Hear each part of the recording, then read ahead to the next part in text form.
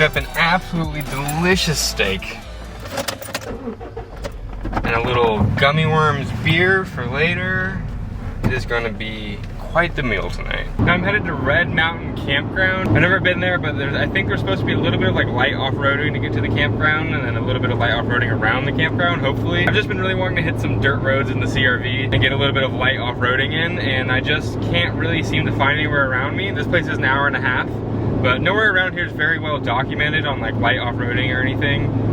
So I just gotta go out and try to explore it myself and see what there is out there. So just got off the highway, headed down this road right now, probably a little bit too bright for the camera, and I have no idea where I'm going.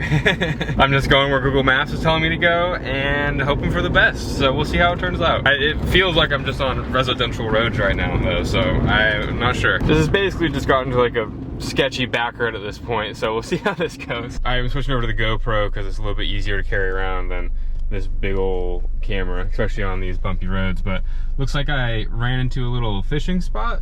Couple people fishing out there. Just gonna keep on heading on this road. Looks like I got about 22 more minutes on this road, and hopefully we'll be at the campsite. For whatever reason, fishermen are never really friendly, I swear to God. Going on road trips and stuff, you pass by them a lot, and they're never very smiley. You're always like, hey, and they're like, just staring right back at you. There we go, pavement ends. Alright, doesn't look too bad. Pretty smooth dirt road. We will see how it progresses.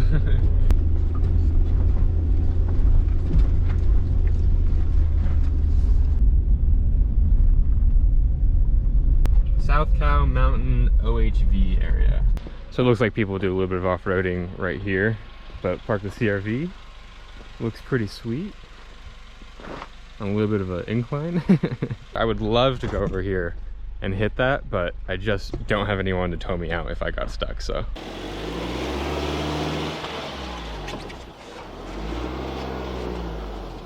The sign says Red Mountain Camp, 3 miles away. Does this count as overlanding? It kind of counts as overlanding, right? Sleeping in a car. Usually overlanding's on top of the car, but in a car, off-road, kind of CRV overlanding. I am hoping for a fantastic sunset. It already looks pretty beautiful out here. If there's a good sunset tonight, ooh, and for a treat. So here's the campsite coming up right here. And I'm wondering how many people are gonna be here. I don't see anyone yet. Wow, I think I am the only one at these campsites. I mean, it is a weekday and I've been driving on a dirt road for the last 20 something minutes and now I'm at the top of a mountain, so shouldn't be too surprising, but I thought this place was pretty popular, so that's kind of cool. Oh yeah, this is pretty sweet. So it's about 4 o'clock right now. I got about an hour before the sun sets, so I think I'm gonna get a little bit of a exploring in and then cook up some dinner. I mean, how can you see a puddle like that and not go through it? Looks like there's a little bit of a clearing about a mile up the road, so I'm gonna go up there and see if I can get some good shots. So it wants me to go up this, which probably doesn't look too steep on camera, but in real life, this is pretty steep. I'm not trying to get too crazy out here, but this is pretty fun, so. Since this isn't muddy at all, and if I can't do it, I just can back down the mountain, I'm gonna go for it. But if it was muddy or there's a chance of me like sliding off, then I wouldn't. I think we can do it.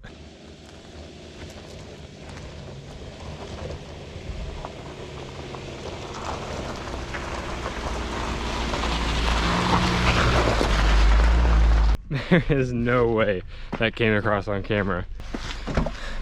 You see, the problem with off-roading a CRV like this, even though it's manual and I can pick which gear I want it to be in, is that even first gear is not very low. So in order to have enough torque to go up something like really steep, I have to really have some speed behind it, otherwise I'm not gonna make it up. And that at the very top, I almost did not make it up. It was starting to bog down.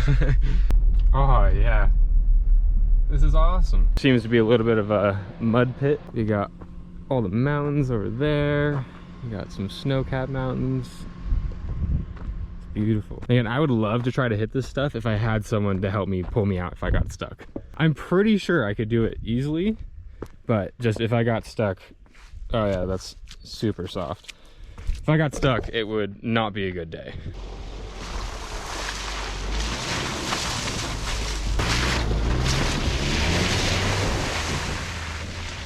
I'm setting up the drone right now, and it is definitely a little weird being out here all by myself. I saw that one hunter and the guys with the RC cars, and it's just me out here basically at the top of a mountain down a dirt road like a couple miles. It's crazy. Yeah, I think I'm ready for some cinematic shots.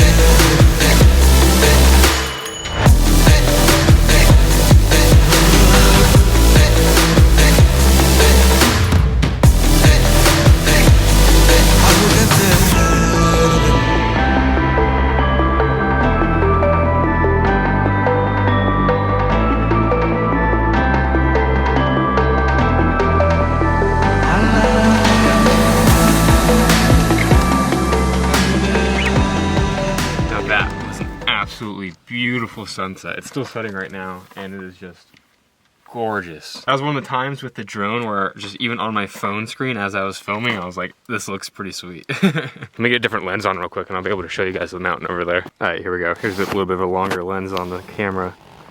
Just look at that over there. So pretty.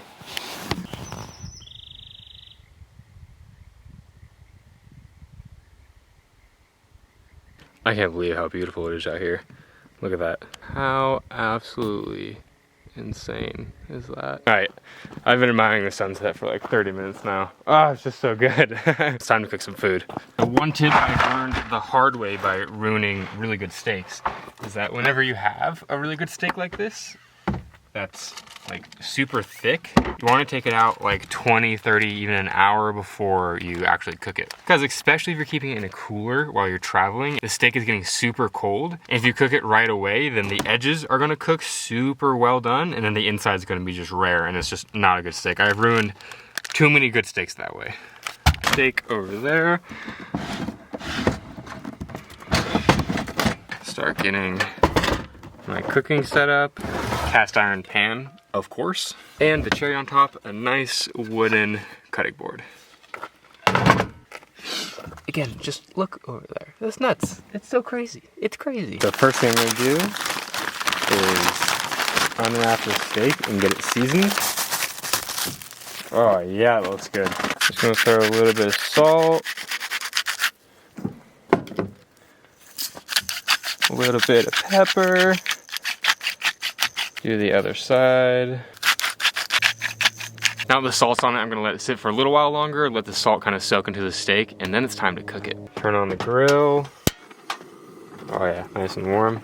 Then another tip is to get the cast iron nice and hot before you put the steak on it. Cast irons take a while to heat up, so you wanna get it really hot before you actually put the steak. Now that it's nice and hot, I can throw on the steak.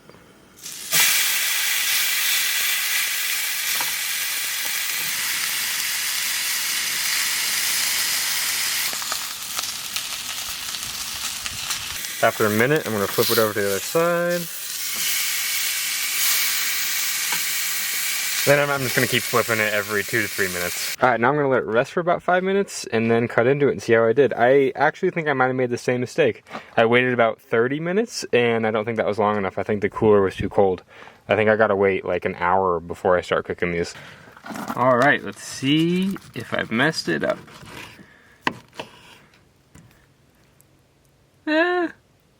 Kind of got a weird color to it. That doesn't look too bad. It's definitely more medium than medium rare, but whatever. I cut those pretty big, but mainly just because this knife isn't great to cut steak. I think it might just be the light. This actually looks pretty perfectly medium rare.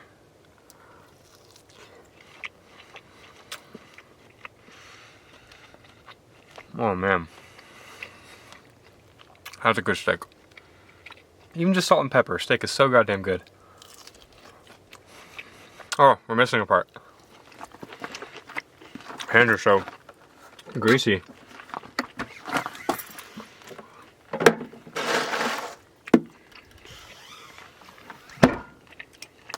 Oh yeah, look at that. The New Glory gummy worms. Ooh. My hands are ridiculously fatty, I guess. It's from the fat from the meat. I'm trying to open this towards the camera.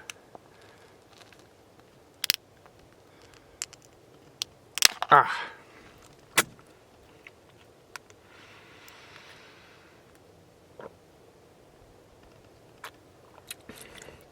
Oh man, that's good. All right, I say that's a success.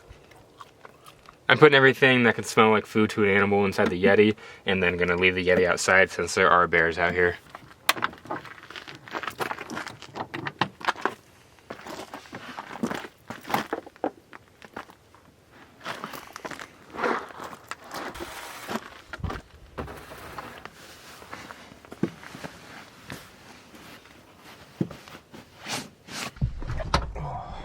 That was actually a really good steak. Obviously not as good as if I had everything like rosemary, butter, you know, etc.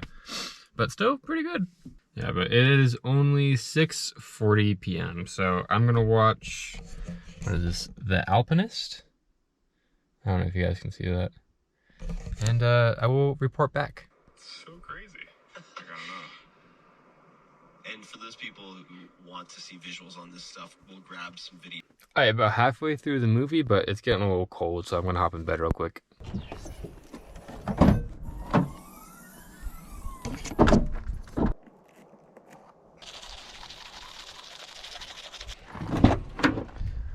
So here's the secret to me being able to fit a full-size bed in my CRV. First you gotta undo this little guy. And then you gotta fold both the seats forward. And then this platform right here folds out. Pushes down. And just like that, you got a full-size bed in the back of a compact SUV. And I can just climb right on in.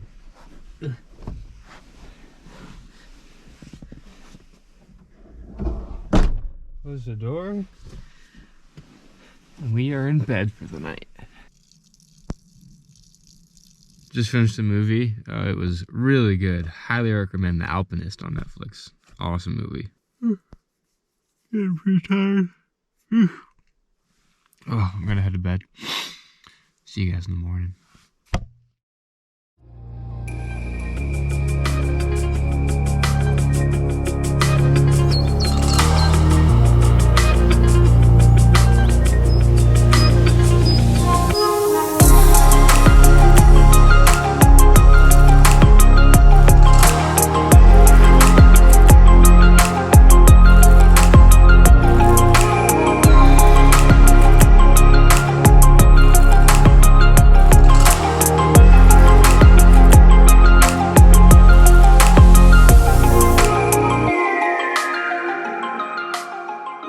Good morning. Usually the first night in the CRV is a little rough. It just kind of takes a while to get used to sleeping in it, like a night or two. But that wasn't too bad, full 8 hours. But it is cold, and it is time to get up. And we're ready to roll. Very easy setup and takedown with this setup. I've had a rooftop tent, and I like this way better for a bunch of reasons, but a huge one is like last night it got kind of windy because I'm on the top of like hillside here, and in a rooftop tent it's basically impossible to sleep. It's so loud in a rooftop tent. Even like a good one, mine was plastic hardtop, still pretty loud with a lot of wind. But in this you could hear it like every once in a while, and that was it. Like it wasn't a big deal, and it definitely didn't keep me from sleeping. That and the incredibly fast setup and takedown of this, it's definitely a step above a rooftop tent. It's about 9 o'clock in the morning now. I think I'll probably start heading home right now. It's just crazy beautiful up here. This campsite is definitely on the list of coming again. Yeah, the CRV did great. The all-wheel drive system on this isn't known for being the best out of all of them, but it still did great on here. The tires barely spun at all. I also have really good tires on, so that's probably part of it. The bed in the back and all my storage and all that kind of stuff, it's turning out to be a really easy way to go camping and to get a little bit of off-roading in as well. But yeah, I think that's going to be it for this video. Thank you guys for watching. I hope you enjoyed it, and I'll see you in the next one. Goodbye!